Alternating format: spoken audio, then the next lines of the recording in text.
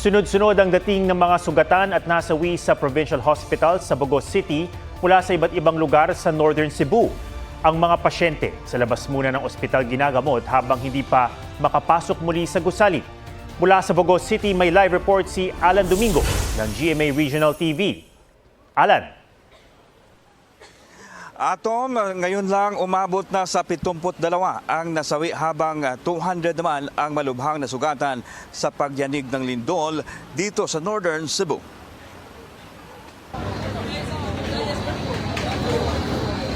Nagsilabasan ng Cebu City Medical Center ang mga pasyenteng ito. So gipadala ang uban din sa Bureau of Fire. Kasunod ng magnitude 6.9 na lindol. Bilin ito ay bilin katapusan kay wa mapasudla ng mga bata. Inog, 3 ka babies. Sa kasagsagan ng pagyanig, 3 sanggol ang isinilang. Agad silang inilabas kasama ang kanilang mga nanay. Ang lakas na ng ulan. Sa labas, bigla namang umulan. Kanina, Yes. walang ulan, di ba? Opo. So, ang decision natin with the doctors na ilabas natin because we expect na mayroong aftershock. Mayroon tayong mga tent pero hindi kasya. We decided with the doctors na dyan lang tayo sa first floor. Alas 2 ng madaling araw pumasok ng ospital ang mga pasyente. Sa Cebu Provincial Hospital sa Bogos City, kung saan naitala ang epicenter ng lindol, sunod-sunod ang dating ng mga pasyente na ginagamot sa mga tent. Gayon din ang mga bangkay na nare-retrieve.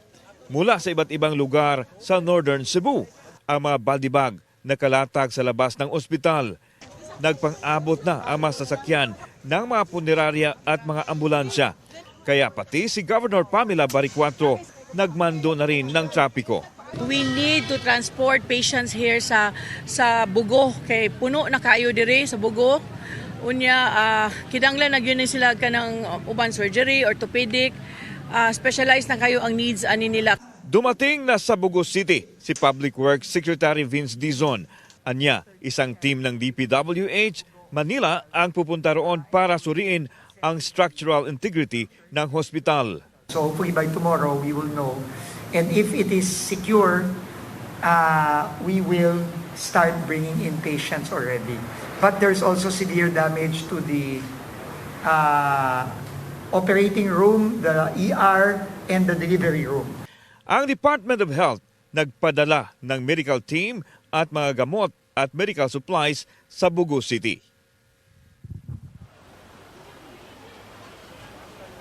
Atom, hanggang sa mga oras na ito, wala pa ring power supply at wala pa ring malinis na tubig matapos hindi pa gumagana kanilang water utility. Kaya't nananawagan ng ating mga kababayan dito ng tulong, mga pagkain at malinis na tubig para kanilang mainom.